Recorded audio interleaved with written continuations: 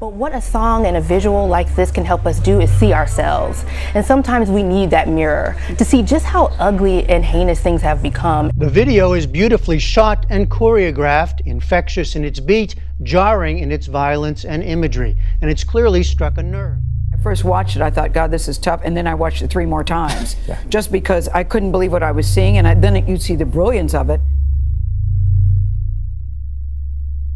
There's a hip-hop music video trending now across the country by Childish Gambino that has a lot of conservatives upset because they feel he's pointing out things about police brutality in that video and gun violence. In just a few days, a music video called This Is America has been viewed almost 55 million times. And of course, they want no one attacking them about their guns, but I looked at the video and what I saw from Mr. Gambino was an attempt to take a mirror, put it in front of the American people and say, this is what we have become. Take a look at ourselves. Just like, I think it drives right home. You can't miss it. You can't miss the point. And he's not preaching, he's showing, he's not telling. Right. You know? This was an incredible music video. Amazing. Not only on like the technical end of just pure filmmaking, but just on the metaphors and the issues raised and all that stuff. The video is awesome conceptually, but here's some of my problems. It focused to a large degree, or to some degree, on the Charleston shooting. Look, the crazy white dude that shot a bunch of black folks in a church deserves to be fried for it, right? But I don't think that's a reflection of America. I don't think that's the mirror of America. We can find crazy people all day long and say, well, everyone else is like that guy. They're not. Second, look, a lot of violence is caused in communities by the people who live there. But also, when you look in that mirror, you have to understand that the crazy white guy is the part of the problem in America. When you look at the mass shootings in America, like Las Vegas, the mass shootings that are taking place across the country in the elementary school, all of these mass shootings in movie theaters, they have been done by mentally and psychologically ill, crazy white men. So these mass killings have not been men of color. These mass shooters have been crazy white men. Secondly, when you look in the mirror to the old black lady in Third Ward, she's right that she's having a problem coming outside living in peace because of drugs and guns. But the mirror says black folks don't own no boats to bring no drugs into America. We don't own no import-export businesses to export drugs into America. Black folks don't own no gun manufacturing plants in the hood to bring mass loads of guns into the black community. So somebody who don't look like us has all the boats and the planes and the gun manufacturing plants to bring those guns and drugs to us. So if we're gonna look in the mirror, let's see the truth. Okay, but is that an excuse to use it? Absolutely not at all. So then why do we always go there? Why do we always blame others for the choices that people make? No one has to choose to be a gangbanger. No one has to choose to drive by and shoot up a house, whether you're black, white, or green. And look, I get it, but these mass shootings, if you look at it compared to the daily violence that goes on, is nonsense. What I don't want is the devil to throw the rock, hit the victims in the head, hide his hand, then blame the victims for the crime. America has an internal problem that all of us, no matter what your race is, has to look in the mirror and admit we have all gotten so far away from God that the nation is going to hell with its eyes wide open because we're so godless now.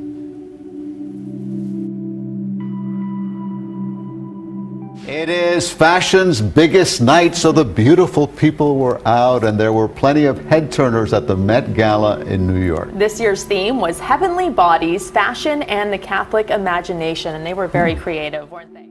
But when it comes to what happened inside the event, that's traditionally been off limits due to a ban on cameras, including taking your phones or photos on your phone. Right, until now. I am where Christ decides who goes to heaven and who goes to hell. So I feel fairly important in this outfit, I have to say. Serving up divine fashion inspiration. Is this theme not tailor-made for you? I wanted to come in on a cross, but I think that was a bit extra for the Met. Something's up. Inside, she performed like a prayer on the steps for all the guests at the Met Gala. Surprise. That is so fun. Yeah. Because nobody knows what goes on inside, right? Yes. So all the press is outside. No one from the press is allowed. Are inside. Yes, and so a lot of things happening. And let's talk about, because it's like a secret society in there. Look, the whole thing is weird. As I said to you yesterday, there's something very odd to me about the Catholic Church being involved in this Met Gala this year. Very heavily involved, actively involved. The point is, Madonna was the floor show to make it even more weird. Madonna is the floor show.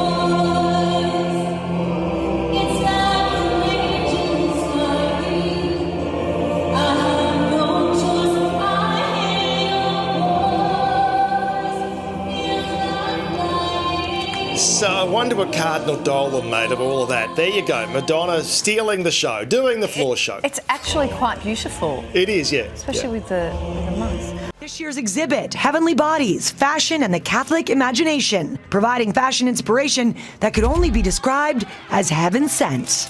Cardinal Dolan, the Cardinal of New York, was there in attendance. Chance you'll get up and perform tonight. Right now I'm performing. All the world is a stage. Before heading inside for an epic performance.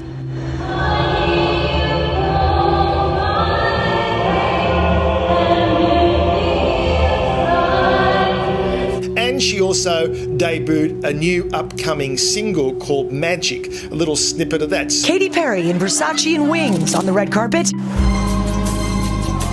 And inside, showcased on Vogue's Instagram account with other big stars and the new Costume Institute exhibit. They were there to celebrate.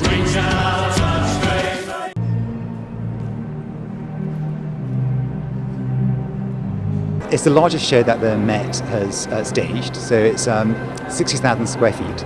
And it covers really the whole breadth of the museum, from when you enter the museum to the very pinnacle of the show, of the museum. Given the theme, we saw a lot of religious imagery. On the Met Gala steps, some stars are dressed for the heavens, others in devilish red. Crosses, nails, crosses, rings, headpiece.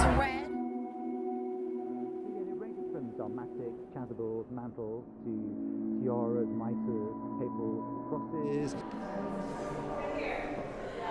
Ariana Grande gave a nod to the Sistine Chapel. I am where Christ decides who goes to heaven and who goes to hell. So I feel fairly important in this outfit, I have to say.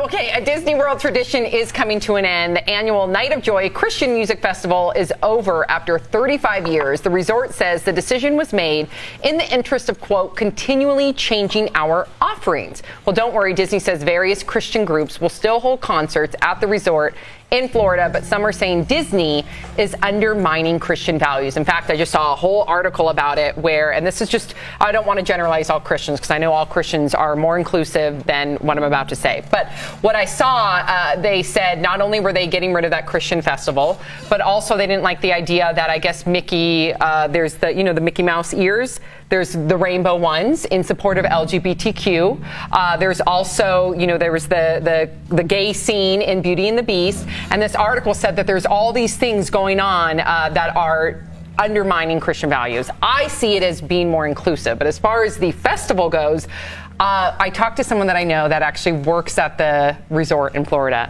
And she said, and this is just speculation, this is just hearsay from one person that works there, but trying to give a little insider perspective.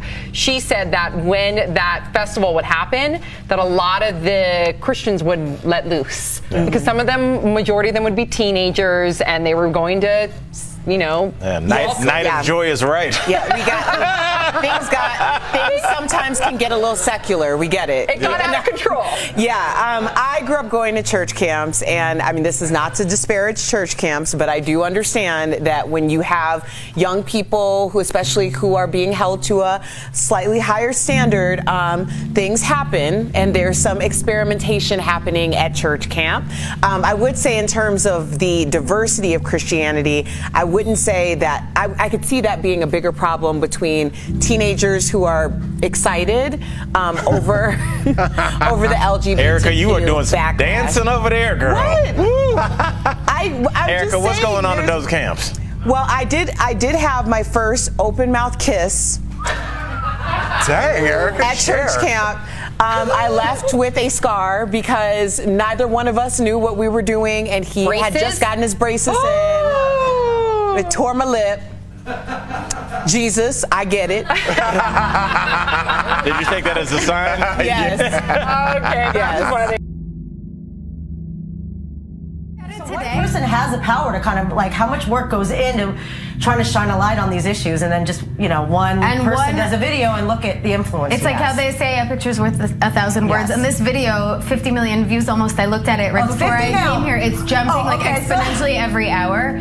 Wow. And this video has it's so much put into one thing, and it just I think it drives right home. You can't miss it. You can't miss the point. And he's not preaching. He's showing. He's not telling.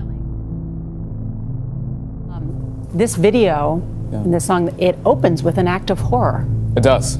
It does. And it's one of the most arresting things I've seen in a long time, where enjoying the music, and then I went, oh! Yeah. Right.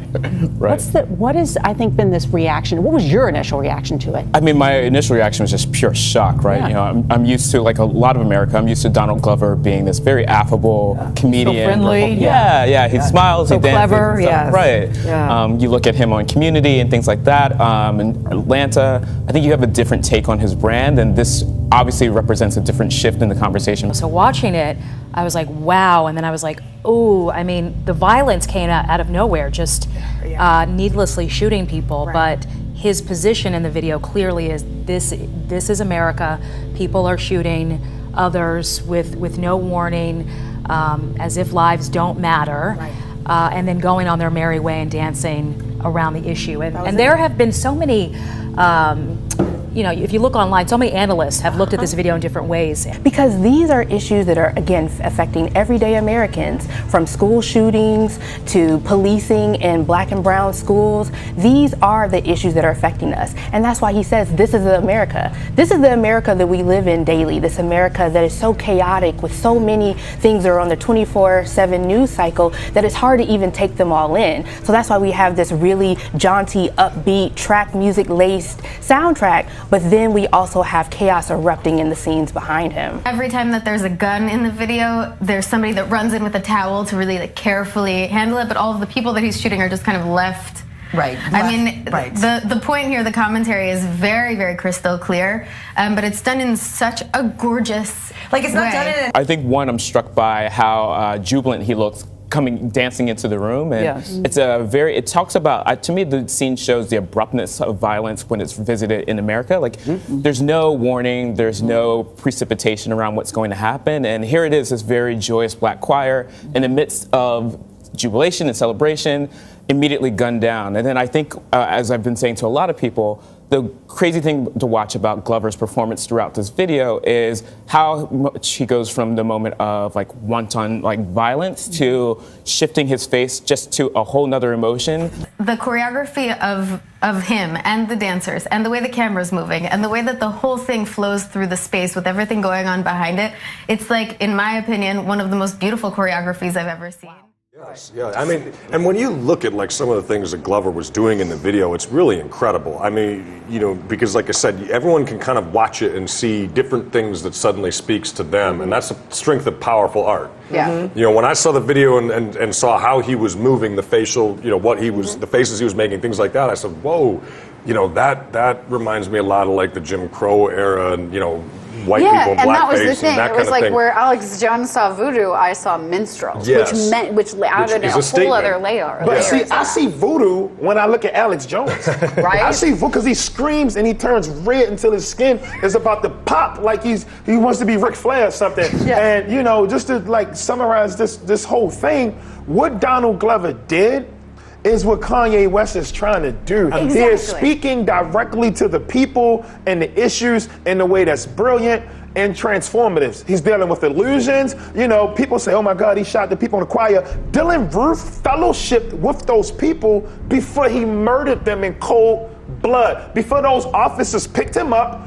And what I consider to be like a silent, you know, thank you, they bought him a burger. Yeah. This is America. This is what happens here. And until Alex Jones, Pierce, whoever the guys, until they acknowledge this stuff, the things that they say, it can never hold any weight. It's interesting when you mention the Kanye West thing because it's like, you know, this came right on the heels of that whole Kanye West explosion. We talked about it on this show. And it's not surprising that like many of the kind of lazier hot takes on the video is comparing like Glover to Kanye. But what I see in Donald Glover is a man who likes to live behind his art. He likes to let his art speak for his politics. Where Kanye is more of an out front, I'm the personality, I'm the art kind of artist.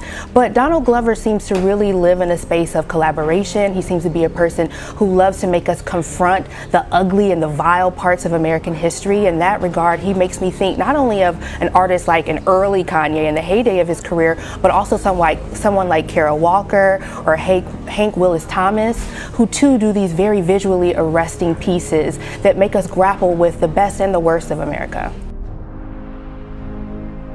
The only one is the devil to throw the rock, hit the victims in the head, hide his hand, then blame the victims for the crime.